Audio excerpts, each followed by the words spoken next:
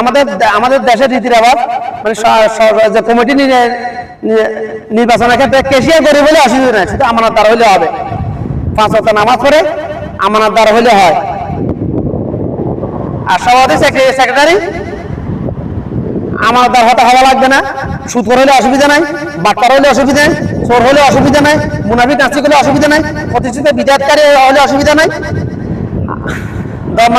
ধর্মান্তর হইলে অসুবিধা নাই, ধর্মান্তর হইলে অসুবিধা নাই, শুধু টাকা থাকতে হবে তার কাছে। বাস, শিক্ষারও দরকার নেই, মূর্খ হইলে অসুবিধা নেই, শুধু টাকা দরকার। আমাদের নীতি নৈতিক কোথায় যা পৌঁছাইছে, যে জাতির নীতি নৈতিকতা এবং সে জাতি কেন কিভাবে উন্নত হবে, যে জাতির নীতি নৈতিকতা এমন সে সমাজে কিভাবে হক প্রতিষ্ঠিত হবে, কিভাবে হক প্রতিষ্ঠিত হবে বলা বুঝাও আমাকে। যে জাতির চরিত্র এমন সে সমাজ কিভাবে বিদাত মুক্ত হবে, সুদ মুক্ত হবে, সে রাষ্ট্র কিভাবে দিন কায়েম হবে, হবে না। সমাজ থেকে ইউনিয়ন, সমাজ থেকে ওয়ার্ড, ওয়ার্ড থেকে ইউনিয়ন, ইউনিয়ন থেকে উপজেলা, উপজেলা থেকে জেলা, জেলা থেকে আসন, আসন থেকে সংসদ ভবন। সমাজ ঠিক না থাকলে কোনো কিছু ঠিক নেই। সমাজ সৃষ্টি হয় আদম সন্তানকে দিয়া, কয়েক হাজার কয়েকশো মানুষের সমাজভাবে সমাজ তৈরি হয়। আদম মানুষের যদি নৈতিকতা এরকম হয়, সমাজ কিভাবে ঠিক থাকবে ভাই? সমাজের ন্যায় বিচার কিভাবে প্রতিষ্ঠিত হবে? কিভাবে সমাজ থেকে বিদাত মুক্ত হবে? হবে না তো, কখনো হবে না, হবে না। আরো প্র্যাকটিক্যাল বলতেছি, স্বপ্নে ঘুমে থেকে বলতেছি না, প্র্যাকটিক্যাল বাস্তব প্রমাণ, হাজার হাজার প্রমাণ আছে। কয়টা প্রমাণ লাগবে? হাদিসে শত শত হাদিসের আলোকে কি গুণ থাকতে ওটা বলছি। আর আমাদের আদম সব মুনাফিক নাস্তিক আদম সন্তানগুলা কি গুণ খুঁজতেছে ওটা বলছি, বাস্তবে প্রমাণ দিতে দেখে দিয়ে দিছি আমি। বাস, বাকিটা আল্লাহ আল্লাহ আল্লাহ জমি আল্লাহ দিন তখন কায়েম, আল্লাহ জমি দিন তো কায়েম হবেই হবে ইনশাআল্লাহ কিয়ামতের আগে। কখন হবে জানি না, আল্লাহি আলাম। যদি আল্লাহ চায় আমাকে দিয়ে করতে পারে, যদি আল্লাহ চায় অন্য কাউকে দিয়ে করতে পারে। আমার ক্ষমতা নেই বলার, তবে উদ্দেশ্য একটাই আমার, আল্লাহ জমিনে দিন কায়েম করা, দিন প্রতিষ্ঠিত করা, বিদাত মুক্ত করা, ধর্ম ব্যবসা মুক্ত করা, সুদ মুক্ত করা, মানুষের মৌলিক অধিকার প্রতিষ্ঠিত করা। উদ্দেশ্য, অন্য কোনো উদ্দেশ্য না আমার, দুনিয়াবি কোনো উদ্দেশ্য। এই কলম পুরো দুনিয়া দিলে কিনতে পারবে না কেউ, ক্ষমতা নাই কারো। এই কলম ক্ষমতা নাই,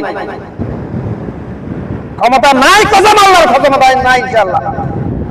পুরো দুনিয়ার প্রতি একটা মার প্রতি স্বর্ণ দিলেও আমার ইমার কিনার ক্ষমতা কোনো আদম সন্তান নাই ইনশাআল্লাহ। এখন না, জন্ম থেকে ছিল না, এখন তো আরো মজবুত হয়ে গেছে, আল্লাহ বানাইছে আমাকে আরো। জন্ম থেকে ছিল না আমার ইমান কিনার ক্ষমতা কারো। আমার একটা সত্য সাক্ষী ফাঁসা বাড়ি খাইছে, আমার একটা সাক্ষী, খালি সাক্ষী দিছি আমি, হক সাক্ষী দিছি আমি। বয়স যখন 8 থেকে 9 বছর, আমার সাক্ষী বিচার ব্যবস্থা করা হয়েছে আমার নানুর বাড়িতে থাকতে।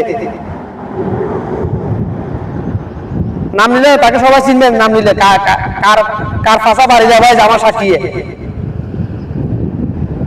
জীবনে কখনো মানুষকে ফাঁসানোর জন্য মিথ্যা কথা বলি নাই, দুনিয়ার লোকে কখনো মিথ্যা কথা বলি নাই কসম আল্লাহ।